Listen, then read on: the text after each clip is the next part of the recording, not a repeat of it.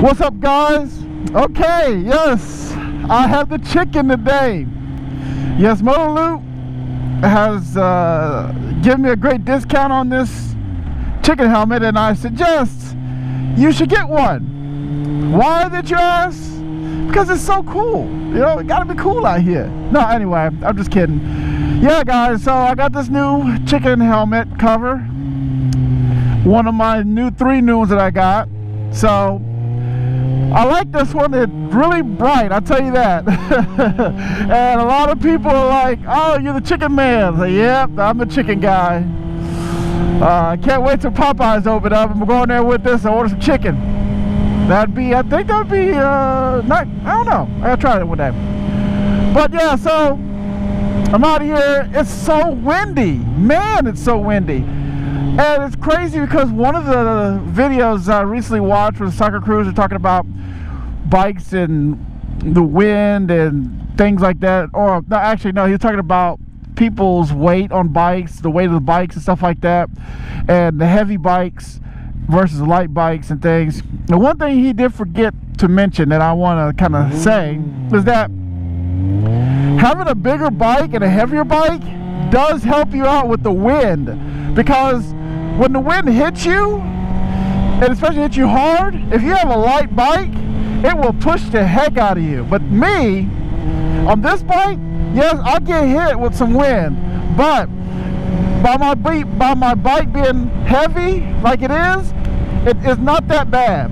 I can deal with it, as long as I'm not in no hurricane winds, which it doesn't look like I'm going to be. But I'm going to get home because these clouds ain't looking too friendly. So, and it's kind of getting cool, so I'm going to get home. But yeah, this wind is really whipping. Woo! Whoa, okay. Maybe I get down a little bit. Kind of shield myself. But I feel good after I hit my 100,000 mile mark. Now I'm like, what's next? I guess 200,000 miles. I don't plan to sell this bike anytime soon. And it is really windy.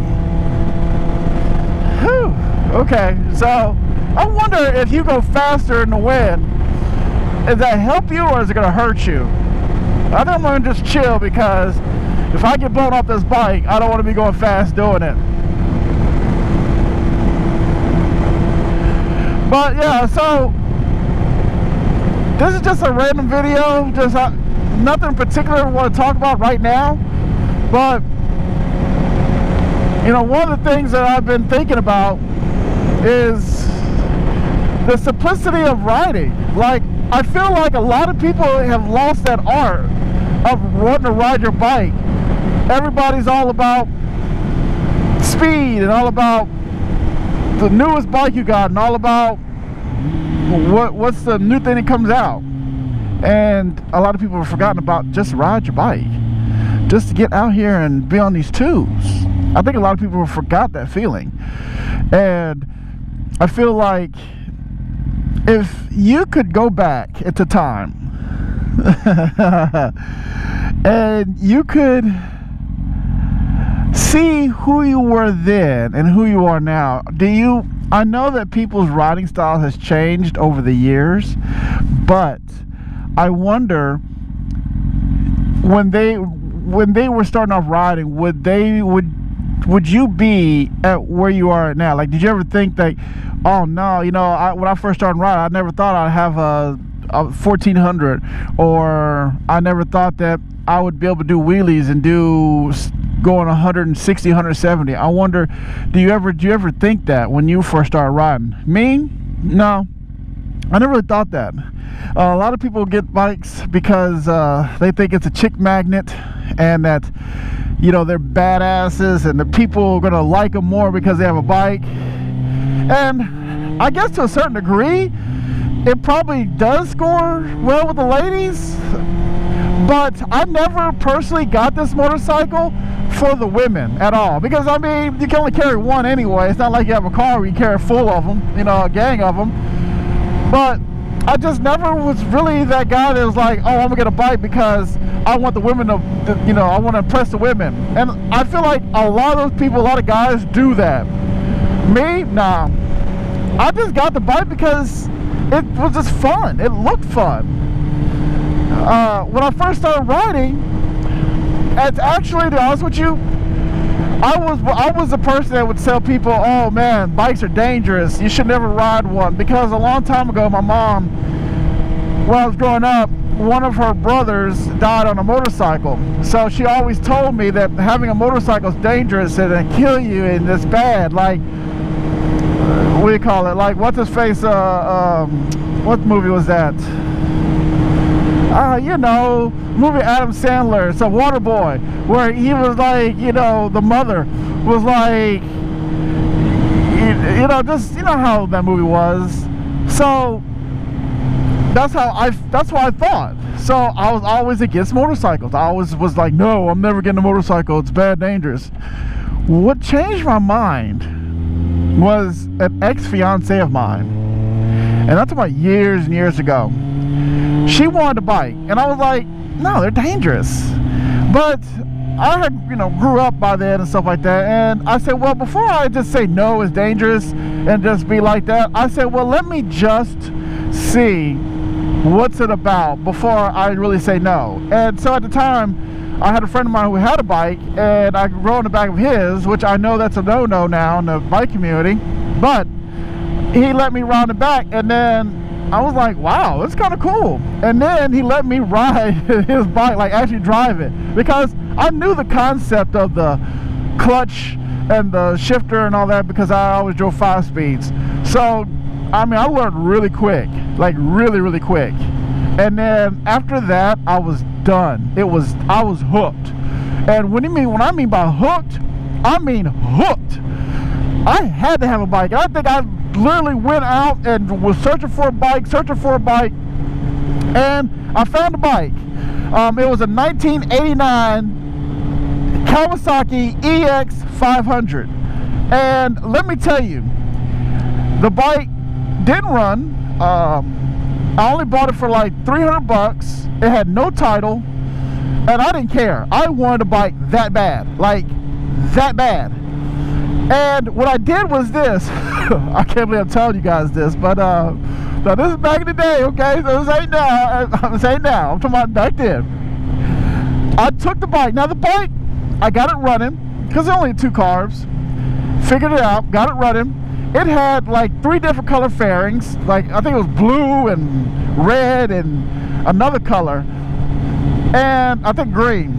And so I got it running, and so what I did was I went to a motorcycle junkyard, and I pulled an old plate. I don't know what plate it was from. It was just from a bike. I didn't care what bike it was, as long as it was a motorcycle plate.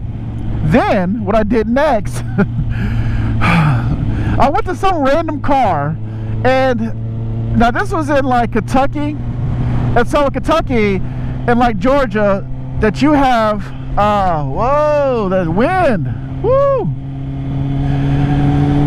So in like Georgia and Kentucky, they have these little square inspection stickers, not inspections, but registration stickers. And basically it has the month and the year and the different colors.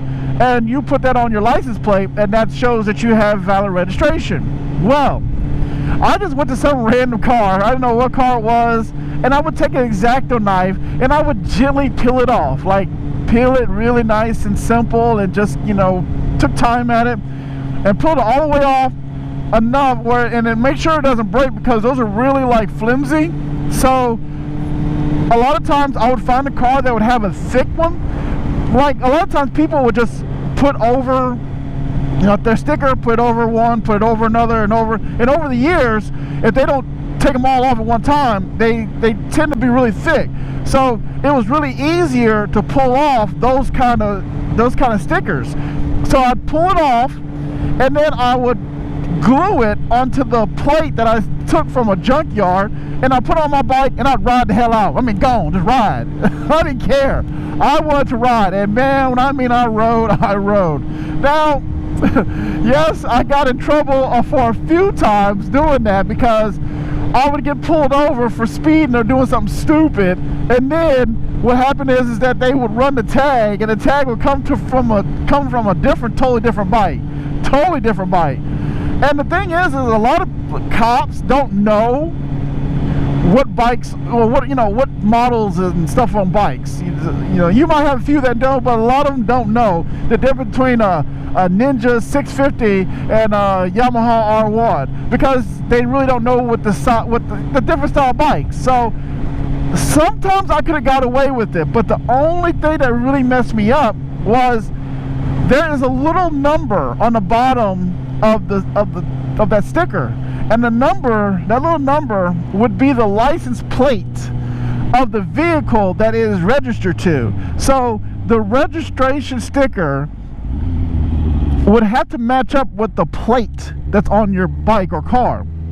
And I didn't know that until I got in trouble, because once they ran the thing and they looked at the inspection sticker and found out like it doesn't match, yeah, I got in trouble. But that's what's crazy, because that's how bad I want to ride. I want to ride so bad that I didn't, people say they ride dirty. I didn't ride dirty. I rode filthy, like seriously filthy. And it was just crazy, because I just fell in love with riding. And ever since then, I've been riding all these years, and I've not say I've lost the passion. The passion's always going to be there to ride. I'm always going to ride. I mean, but it's not as crazy as when I first started. And a lot of people, when they first start riding, they want to do tricks and wheelies and stuff. I was just happy riding. So now I'm legal. I have insurance, I have registration, I have everything I need. So I'm legal. But that's just a story that I want to tell you, that when I first started riding, guys, my passion was strong, and that passion never left. So guys, just take it easy, be careful, stay home, stay safe. Peace.